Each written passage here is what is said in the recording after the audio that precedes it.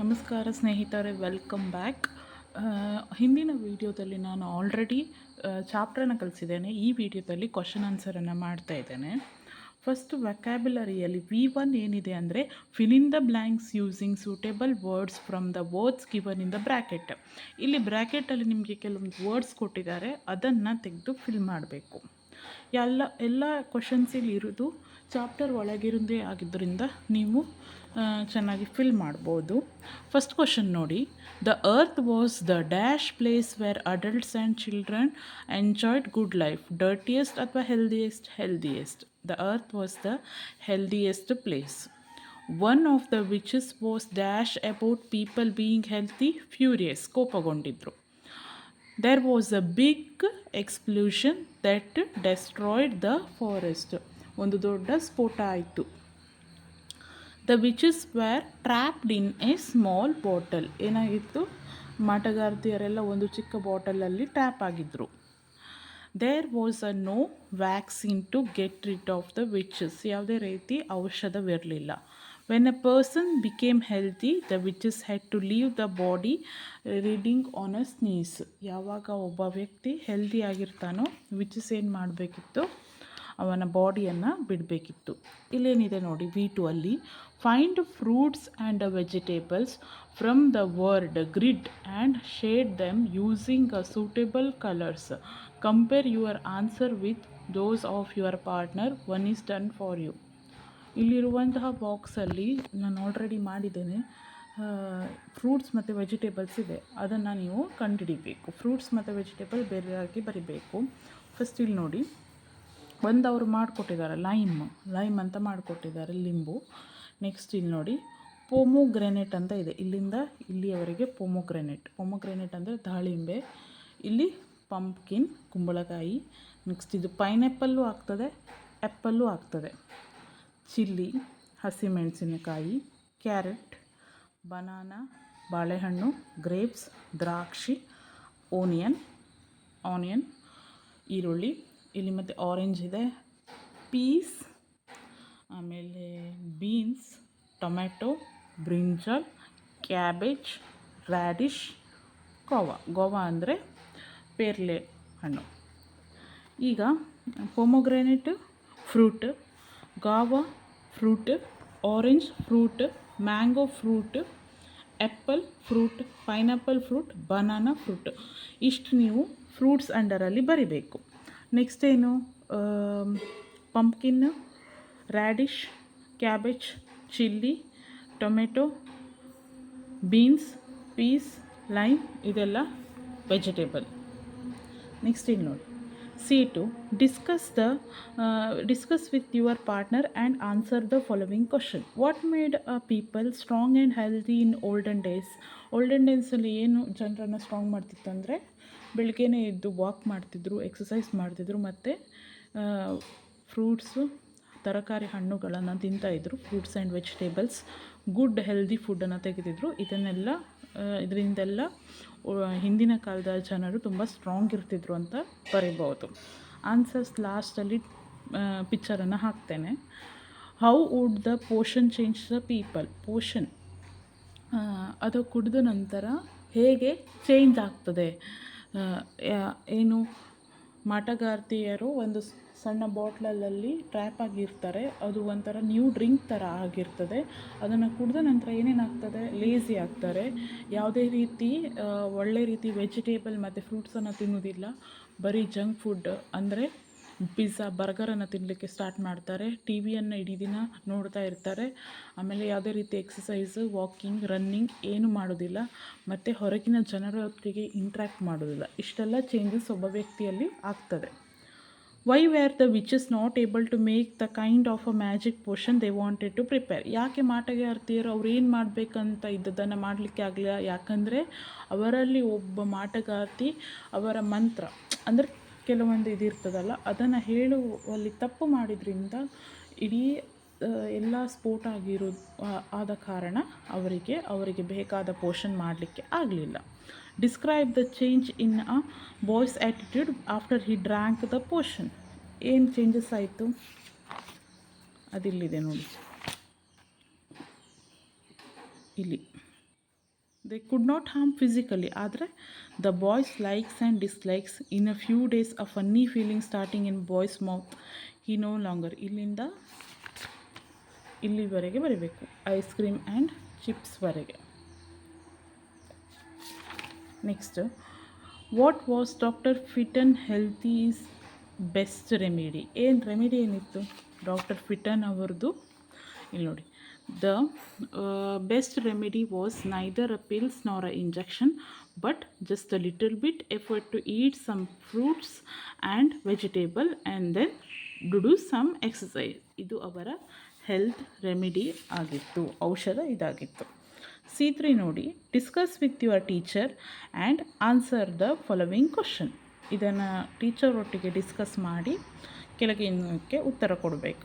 The message the story gives is not for a children but also for grown up. Do you ಎಗ್ರಿ? ಈ message, ಈ ಕಥೆಯ ಮೂಲಕ ನಿಮಗೇನು ಒಂದು ಸಂದೇಶ ಸಿಗ್ತದೆಯೋ ಅದು ಮಕ್ಕಳಿಗೆ ಮಾತ್ರ ಅಲ್ಲ, ಹಿರಿಯರಿಗೂ ಹೌದು. Do you agree? ಇದನ್ನು ಒಪ್ಕೊಳ್ತೀರಾ? ಹೌದು. ಯಾಕಂದರೆ ದಿನವೂ ಎಕ್ಸಸೈಸ್ ಮಾಡೋದು ಮಕ್ಕಳಿಗಷ್ಟೇ ಅಲ್ಲ, ಒಬ್ಬ ವಯಸ್ಕನಿಗೂ ಕೂಡ ತುಂಬ ಅಗತ್ಯವಾದದ್ದು. ಮತ್ತು ಒಳ್ಳೆಯ ರೀತಿ ಆಹಾರ ತಿನ್ನೋದು, ವೆಜಿಟೇಬಲ್ ಆಗಲಿ, ತರಕಾರಿ ಮತ್ತು ಫ್ರೂಟ್ಸನ್ನು ತಿನ್ನೋದು, ಅಂದರೆ ಹಣ್ಣುಗಳನ್ನು ತಿನ್ನುವುದು ವಯಸ್ಕನಿಗೂ ಅಗತ್ಯ. ಬರೀ ಮೊಬೈಲ್ಗೆ ಅಡಿಕ್ಟ್ ಆಗಿ ಮತ್ತು ಟಿ ವಿಯನ್ನು ನೋಡ್ತಾ ಇಡೀ ದಿನವನ್ನು ಹಾಳು ಮಾಡೋದಲ್ಲ. ಕೆಲವೊಂದು ದೈನಂದಿನ ಚಟುವಟಿಕೆಗಳನ್ನು ನಿಮ್ಮನ್ನು ತೊಡಗಿಸ್ಕೋಬೇಕು, ಆ್ಯಕ್ಟಿವ್ ಆಗಿ ಇರಬೇಕು ಅನ್ನೋದು ಈ ಪಾಠದ ಒಂದು ಸಂದೇಶ. ಇದು ಮಕ್ಕಳಿಗೆ ಮತ್ತು ಅಡಲ್ಟ್ಸಿಗೆ, ಅಂದರೆ ವಯಸ್ಕರಿಗೂ ಕೂಡ ಅಪ್ಲೈ ಆಗ್ತದೆ. Next,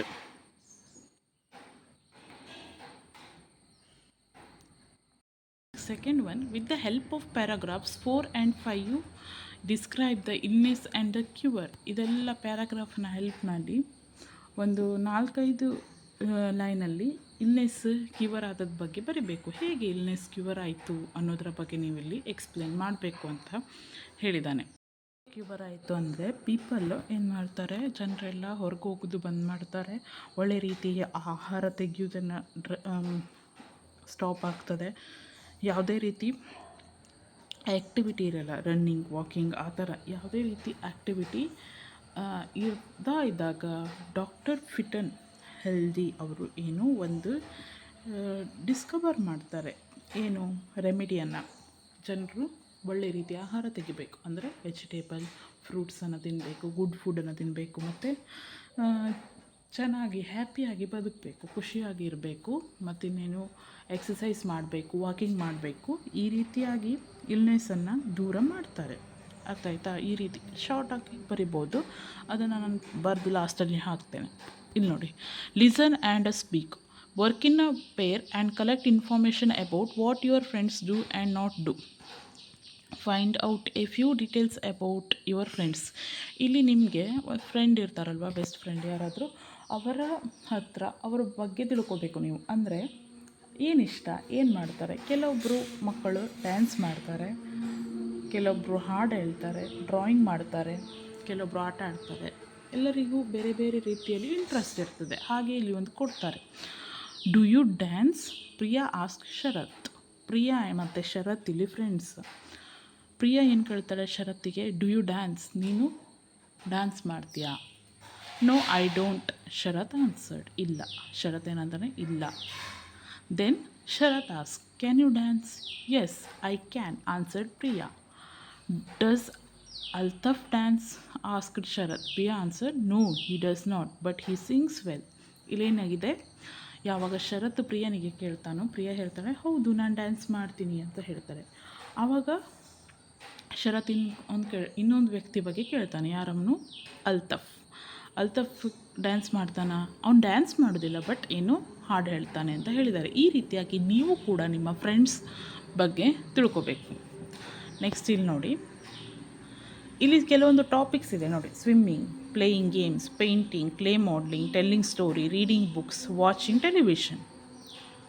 discuss with your partners, ಅಂದರೆ ನಿಮ್ಮ ಕ್ಲಾಸ್ ಅವ್ರ ಜೊತೆ ಡಿಸ್ಕಸ್ ಮಾಡಿ ಯಾರು ಯಾವುದರಲ್ಲಿ ಚೆನ್ನಾಗಿದ್ದಾರೆ ಅಂತ ಅವರ ಹೆಸರನ್ನು ಬರಿಬೇಕು. ಇಲ್ಲಿ ನಾನು ಹೀಗೆ ಹೆಸರು ಬರೆದಿದ್ದೇನೆ, ನೀವು ನಿಮ್ಮ ಕ್ಲಾಸ್ ಅವ್ರದ್ದು. ಇಲ್ಲಿ ವಾಣಿ ಅಂತ ಮಾಡಿದ್ದಾರೆ ಆಲ್ರೆಡಿ. ವಾಣಿ ಸ್ವಿಮ್ಮಿಂಗಲ್ಲಿ ಚೆನ್ನಾಗಿದ್ದಾರೆ ಅಂದರೆ ಟಿಕ್ ಹಾಕಬೇಕು, ಇಲ್ಲಾಂದರೆ ಇಲ್ಲಿ ರಾಂಗ್ ಮಾರ್ಕ್ ಹಾಕಬೇಕು. ಪ್ಲೇಯಿಂಗ್ ಗೇಮ್ಸ್, ನಾನು ರಾಜ್ ತೊಗೊಂಡಿದ್ದೇನೆ. ನಿಮ್ಮ ಕ್ಲಾಸಲ್ಲಿ ಯಾರು ಒಳ್ಳೆಯ ರೀತಿ ಆಟ ಆಡ್ತಾರೆ ಅವರ ಬಗ್ಗೆ ಇದ್ದರೆ ಟಿಕ್ ಹಾಕಬೇಕು, ಇಲ್ಲಾಂದರೆ ಯಾರಾರ್ದು ನೇಮ್ ಬರೆದು ಇಲ್ಲಿ ರಾಂಗ್ ಮಾರ್ಕ್ ಹಾಕ್ಬೋದು. ಪೇಂಟಿಂಗ್, ಪೇಂಟ್ ಮಾಡೋದು. ಡ್ರಾಯಿಂಗು, ಯಾರಿದ್ದಾರೆ ಅವರ ಹೆಸರು ಬರೆದು ಇಲ್ಲಿ ರೈಟ್ ಮಾರ್ಕ್ ಹಾಕೋದು. ಕ್ಲೇ ಮಾಡಲಿಂಗ್, ಕ್ಲೇ ಮಾಡಲಿಂಗ್ ಅಂದರೆ ಏನು? ಮಣ್ಣಿನಲ್ಲಿ ಮೂರ್ತಿ ಮಾಡ್ತಾರೆ, ಮತ್ತು ಕೆಲವೊಬ್ಬರು ಚೆನ್ನಾಗಿ ಈ ತರಕಾರಿಗಳನ್ನು ಮಣ್ಣಿನಲ್ಲಿ ಮಾಡೋದು, ಅರ್ಥ ಆಯ್ತಾ? ಅದು. ನೆಕ್ಸ್ಟ್ ಟೆಲಿಂಗ್ ಸ್ಟೋರಿ, ಕಥೆಯನ್ನು ಹೇಳೋದ್ರಲ್ಲಿ ಯಾರು ಚೆನ್ನಾಗಿದ್ದಾರೆ. ರೀಡಿಂಗ್ ಬುಕ್ಸ್, ಬುಕ್ಸನ್ನು ಓದೋದು. ವಾಚಿಂಗ್ ಟೆಲಿವಿಷನ್, ಟಿ ವಿ ನೋಡಿದ್ರಲ್ಲಿ ಯಾರು ಫಸ್ಟ್ ಅಪ್ಪ? ಎಲ್ಲರೂ ಫಸ್ಟ್ ಇರ್ತಾರೆ ಅಲ್ವಾ? ನೆಕ್ಸ್ಟ್ ಇದು ನೋಡಿ, time game activity. Children stand in a circle. There is a list of phrases which the teacher reads out slowly. If the phrase indicate time, students clap their hands. If it does not indicate time, they don't clap. Those who make mistake are not to clap anymore. ಏನಿದು ಒಂದು children's ಅಂದರೆ ನಿಮ್ಮ ಕ್ಲಾಸ್ನಲ್ಲಿ ಮಾಡುವಂಥ activity ಏನಂದರೆ, ಸಮಯಕ್ಕೆ ಅಂದರೆ ಈಗ ಸಮಯಕ್ಕೆ ರಿಲೇಟೆಡ್ ಆಗಿ ಯಾವುದಾದ್ರೂ ವರ್ಡ್ ನಿಮ್ಮ ಟೀಚರ್ಸ್ನ ಬಾಯಿಯಿಂದ ಬಂದರೆ ಆವಾಗ ನೀವು ಚಪ್ಪಾಳೆಯನ್ನು ತಟ್ಟಬೇಕು. ಇಲ್ಲ ಆದಲ್ಲಿ ಚಪ್ಪಾಳೆ ತಟ್ಟಬಾರ್ದು. ಯಾರಾದರೂ ಬೈ ಮಿಸ್ಟೇಕಾಗಿ ಚಪ್ಪಾಳೆ ತಟ್ಟಿದರೆ, ಸಮಯಕ್ಕೆ ರಿಲೇಟೆಡ್ ಆದ ಪದ ಯೂಸ್ ಮಾಡದಿದ್ದರೂ ಚಪ್ಪಾಳೆ ತಟ್ಟಿದ್ರೆ ಅವ್ರು ಔಟ್. ನೀವು ಈ ರೀತಿ ಆಟವನ್ನು ಆಡಿರ್ಬೋದು ಬೇರೆ ರೀತಿಯಲ್ಲಿ. ಏನು, ಫಾರ್ ಎಕ್ಸಾಂಪಲ್ ನಾನು 7 o'clock ಹೇಳ್ತೇನೆ ಅಂತ ಹೇಳಿದಾಗ ನೀವು ಚಪ್ಪಾಳೆ ತಟ್ಟಬೇಕು. ನಾನು ಬೇರೆ ಏನಾದರೂ ಹೀಗೆ ತಿಂಡಿಯನ್ನು ತಿಂತೇನೆ, ಇಲ್ಲಿ ಎಲ್ಲೂ ಸಮಯಕ್ಕೆ ಅನುಗುಣವಾದ ಶಬ್ದ ನಾನು ಉಪಯೋಗಿಸಲಿಲ್ಲ, ಹಾಗಾಗಿ ಚಪ್ಪಾಳೆಯನ್ನು ತಟ್ಟಬಾರ್ದು. ನೋಡಿ, ಫ್ರೇಸಸ್. ಲಾಸ್ಟ್ ವೀಕ್ ಅಂದರೆ ಸಮಯಕ್ಕೆ ರಿಲೇಟೆಡ್ ಚಪ್ಪಾಳೆ ತಟ್ಟಬೇಕು. ಇನ್ ಫ್ರಂಟ್ ಆಫ್, ನನ್ನ ಮುಂದೆ, ಬೇಡ, ಚಪ್ಪಾಳೆ ತಟ್ಟಬಾರ್ದು. ಎಟ್ ದ ಟಾಪ್ ಆಫ್, ಬೇಡ. ದಿಸ್ ಹವರ್, ಸಮಯಕ್ಕೆ ರಿಲೇಟೆಡ್ ಚಪ್ಪಾಳೆ ತಟ್ಟಬೇಕು. ಲೇಟ್ ನೈಟ್, ಚಪ್ಪಾಳೆ ತಟ್ಟಬೇಕು. At the back of, at the bottom of, ಇದಕ್ಕೆಲ್ಲ ಬೇಡ. ಈ month, hour, night, year, day ಇದೆಲ್ಲ ಇದ್ದರೆ ಚಪ್ಪಾಳೆ ತಟ್ಟಬೇಕು. ಅರ್ಥ ಆಯಿತು ಅಂತ ಅಂದ್ಕೊಂಡಿದ್ದೀನಿ. ನೆಕ್ಸ್ಟ್ ನೋಡಿ, what changes do you need to bring in your food habits and hobbies after listening to your friends, talk to your group and write few points. ಏನೆಲ್ಲ changes ಮಾಡಬೇಕು ನಿಮ್ಮ ಫುಡ್ ಹ್ಯಾಬಿಟ್ಸಲ್ಲಿ? ನೋಡಿ, ನಾನಿಲ್ಲಿ ಬರ್ತಿದ್ದೇನೆ, ಕೆಲವೊಂದು ಅವರೇ ಮಾಡಿದ್ದಾರೆ. ಸ್ಟಾಪ್ ವಾಚಿಂಗ್ ಟಿ ವಿಯನ್ನು ವಾಚ್ ಮಾಡೋದು ಕಡಿಮೆ ಮಾಡಿ. ಪ್ಲೇ ಔಟ್ಸೈಡ್ ದ ಹೌಸ್, ಮೊಬೈಲಲ್ಲಿ ಆಟ ಆಡೋದಲ್ಲ, ಹೊರಗೆ ಆಟ ಆಡಬೇಕು. ಫಿನಿಶ್ ಹೋಮ್ವರ್ಕನ್ನು eat regularly. This are suggestion for Damu. ಏನು, ಚೆನ್ನಾಗಿ ತಿನ್ನಿ ಅಂತ ಹೇಳಿ ನಾನು ಬರ್ದೆ. ಸ್ಟಾಪ್ ಟಾಕಿಂಗ್ ಆನ್ ದ ಮೊಬೈಲಲ್ಲಿ ಮಾತಾಡೋದು ನಿಲ್ಲಿಸಿ. Regular walk and some physical exercise ಮಾಡಿ. ಮತ್ತು stop gossiping, learn the lesson daily. ಬೇರೆಯವ್ರ ಬಗ್ಗೆ ಮಾತಾಡೋದು ಬಿಟ್ಟು ಲೆಸನನ್ನು ಕಲೀರಿ, ಒಂದು ಪಾಠವನ್ನು ಕಲೀರಿ ಹೊಸ ರೀತಿದು. Eat good food, stop eating junk food. ಒಳ್ಳೆಯ ಆಹಾರ ತಗೊಳ್ಳಿ, ಜಂಕ್ ಫುಡ್ಡನ್ನು ತಿನ್ನಬೇಡಿ. Start eating fruits, drinking milk daily. ತರಕಾರಿ, ಹಣ್ಣುಗಳನ್ನು ತಿನ್ನಿ ಅಂತ ಇಲ್ಲಿ ಹೇಳಿದ್ದೇನೆ. Next language work. Read the paragraph. One of the witches suggested that they should prepare a magic potion. They gathered all the energy they could put together to change the human beings, but they failed. So they waited for a very long time. They managed to get into the body of a boy in the form of liquid and caused a sort of illness. Andre suggested, gathered, energy, failed, managed, weighted, cost ಇದೆಲ್ಲ action words. ಅಂದರೆ ಏನು ಮಾಡ್ತಾ ಇದ್ದೇನೆ ಆ ಲೈನಲ್ಲಿ, ಒಂದು ವ್ಯಕ್ತಿ ಅಥವಾ ಒಂದು ವಸ್ತು ಏನು ಆಗ್ತಾ ಇದೆ, ಏನು ಮಾಡ್ತಾ ಇದೆ ಅನ್ನೋಂಥದ್ದು ತಿಳಿಸೋದು.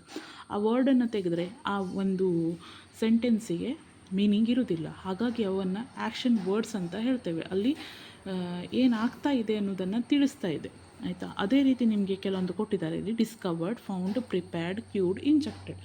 ಇದನ್ನು ಬಳಸಿ ನಾವು ಈ ವರ್ಡನ್ನು ಬಳಸಲಿಕ್ಕೆ ಮ್ಯಾಡಮ್ ಕ್ಯೂರಿಯವರ ಒಂದು ಪ್ಯಾರಾಗ್ರಾಫ್, ಅಂದರೆ ಅವರದ್ದು ಮೀನಿಂಗ್ಫುಲ್ಲಾಗಿ ಬರಬೇಕಲ್ಲ, ಹಾಗಾಗಿ ಅವರ ಎಕ್ಸಾಂಪಲನ್ನು ತೆಗೆದಿದ್ದೇನೆ.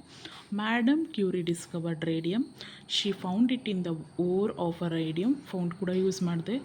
She took more effort to prepare use ಮಾಡಿದೆ. To pure radium, the radium can cure use ಮಾಡಿದ್ದೇನೆ. Many diseases but it is not use to inject directly. So use ಮಾಡಿ ಒಂದು ಪ್ಯಾರಾಗ್ರಾಫನ್ನು ಮಾಡಿದ್ದೇನೆ. ನಿಮಗೆ ಇನ್ನೊಂದು ಯಾವುದಾದ್ರೂ ಹೇಳಿದ್ರೆ ನೀವು ಮಾಡ್ಬೋದು. ನೆಕ್ಸ್ಟ್ ಇಲ್ಲಿ ಅಪೋಸಿಟ್ ವರ್ಡನ್ನು ಮ್ಯಾಚ್ ದ ಫಾಲೋವಿಂಗ್ ಥರ ಕೊಟ್ಟಿದ್ದಾರೆ. Difficult, easy. ಡೇಗೆ ಯಾವುದು? Night. More, less. Advantage, disadvantage. Long, short. Sad, happy. Save, waste. Light, dark. ಇದು ಆಪೋಸಿಟ್ ವರ್ಡ್ಸ್. ನೆಕ್ಸ್ಟ್ ಇಲ್ಲಿ each one of us have different work pattern. ಹಾಗಾಗಿ 6 ಗಂಟೆಗೆ ಏನು ವೇಕಪ್ ಮಾಡಿ ಬ್ರಷ್ ಮೈ ಟೀತ್, ಎದ್ದು ಬ್ರಷ್ ಮಾಡೋದು. 8 ಗಂಟೆಗೇನು take a bath and get ready for school. 8 ಗಂಟೆಗೆ ಏನು ಮಾಡ್ತೀರಪ್ಪ? ಸ್ನಾನ ಮಾಡಿ ಶಾಲೆಗೆ ರೆಡಿ ಆಗ್ತೀರ. 9:15 ಮಾರ್ನಿಂಗ್ ಪ್ರೇಯರ್, ಅಂದರೆ ಶಾಲೆಯಲ್ಲಿ ಪ್ರೇಯರ್ ಇರ್ತದೆ. 1 ಗಂಟೆಗೆ ಲಂಚ್, ಊಟ. 5 ಗಂಟೆಗೆ back to home playing with the friends, ಮನೆಗೆ ಹಿಂತಿರುಗಿ ಫ್ರೆಂಡ್ಸ್ ಜೊತೆ ಆಟ ಆಡೋದು. 8:30 ರಾತ್ರಿ, ಪಿ ಎಮ್ ಅಂದರೆ ರಾತ್ರಿ, ಎ ಎಮ್ ಅಂದರೆ ಬೆಳಿಗ್ಗೆ, ಆಯಿತಾ? ಏನು 8:30 ಡಿನ್ನರ್, ಲರ್ನಿಂಗ್ ಲೆಸನ್. ಡಿನ್ನರ್ ಅಂದರೆ ರಾತ್ರಿ ಊಟ. 10 ಗಂಟೆಗೆ go to bed, wishing parents, ಮಲ್ಗೋದು, ಆಯಿತಾ? ನೆಕ್ಸ್ಟ್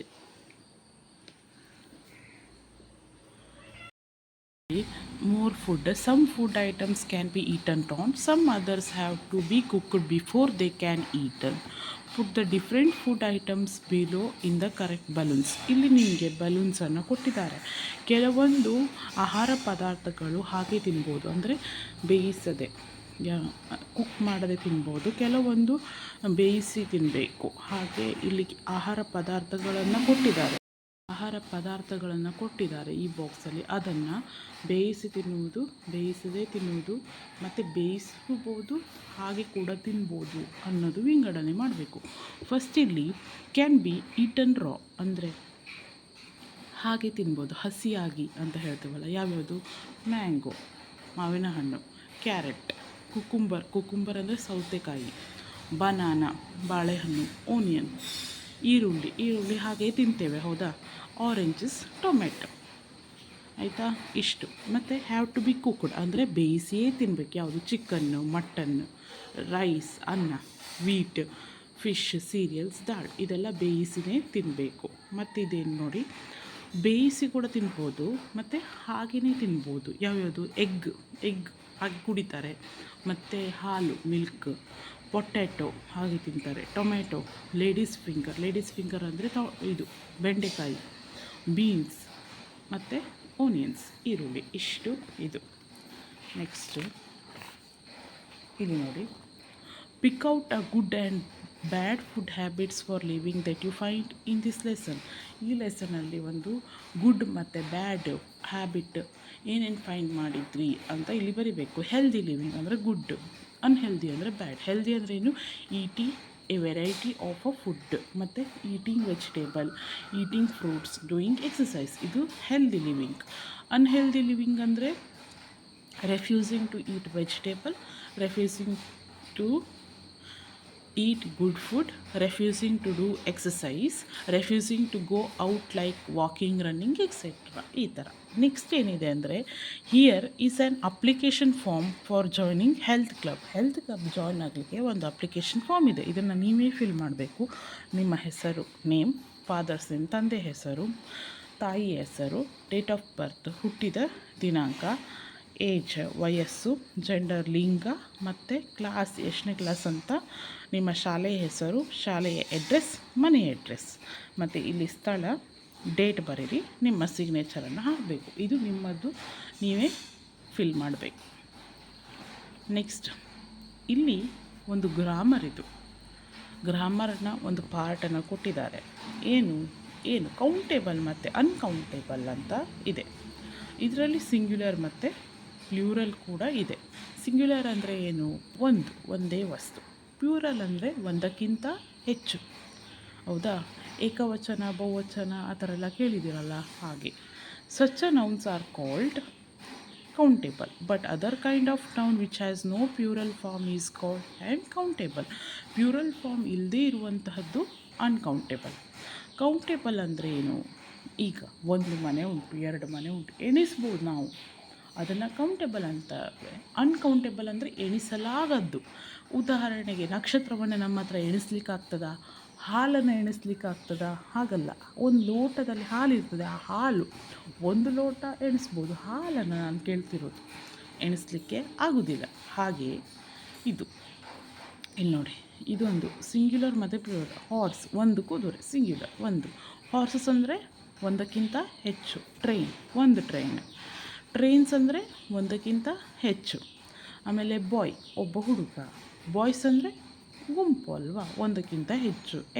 ಎಗ್ಸ್ ಹಾಗೆ ಇಲ್ಲೂ ಹಾಗೆ ಇದೆ. ಮತ್ತು ಕೆಲವೊಂದು ಇರ್ರೆಗ್ಯುಲರ್ ಪ್ರೊನೌನ್ಸ್ ಅಂತ ಇರ್ತಾರೆ. ಇದರ ಮುಂದೆ ನೀವು ಎಸ್ ಸೇರಿಸಿದರೆ ಸಾಕು, ಇದರ ಮುಂದೆ ಹಾಗಲ್ಲ. ನೋಡಿ, ಪರ್ಸನ್ ಇದ್ದದ್ದು ಪೀಪಲ್ ಆಯಿತು, ಕೆಲವೊಂದು ಶೀಪ್ ಇದ್ದದ್ದು ಶೀಪೇ ಇರ್ತದೆ, ಶಿಪ್ಸ್ ಅಂತ ಬರಿಬಾರ್ದು ಆಯಿತಾ. ಮೆನ್, MEN ಮೆನ್ ಅಂದರೆ ಒಬ್ಬ ಗಂಡಸು. ಮೆನ್ ಅಂದರೆ ಗಂಡಸರು. ಫಿಶ್ಗೆ ಫಿಶ್. ಟೂತ್ ಅಂದರೆ ಎಂತ? ಹಲ್ಲು, ಒಂದು ಹಲ್ಲು. ಟೀತ್ ಅಂದರೆ ಹಲ್ಲುಗಳು, ಫುಲ್ ಹಲ್ಲು, ಆ ಥರ. ಅರ್ಥ ಆಯ್ತಲ್ಲ? ಈಗ uncountable nouns are things which cannot be counted by themself because they are always treated as a group. ಅಂದರೆ ಅವರನ್ನು ಕೌಂಟ್ ಮಾಡಲಿಕ್ಕೆ ಆಗೋದಿಲ್ಲ, ಒಂದು ಗುಂಪು ಅಂತಲೇ ಟ್ರೀಟ್ ಮಾಡೋದು. ಲಿಕ್ವಿಡಲ್ಲಿ ನೋಡಿ, ವಾಟರ್ ಕೌಂಟ್ ಮಾಡಲಿಕ್ಕೆ ಆಗ್ತದಾ? ಆಯಿಲ್ ಕೌಂಟ್ ಮಾಡಲಿಕ್ಕೆ ಆಗ್ತದಾ? ಇಲ್ಲ. ಮಟೀರಿಯಲ್ಸಲ್ಲಿ ಕೋಲ್, ಸ್ಟೀಲ್ ಇಲ್ಲ. ಫುಡ್ಡಲ್ಲಿ bread, fruit, butter. Ideas like love, ನಾಲೆಜನ್ನು ಕೌಂಟ್ ಮಾಡಲಿಕ್ಕೆ ಆಗ್ತದಾ? ಇಲ್ಲ.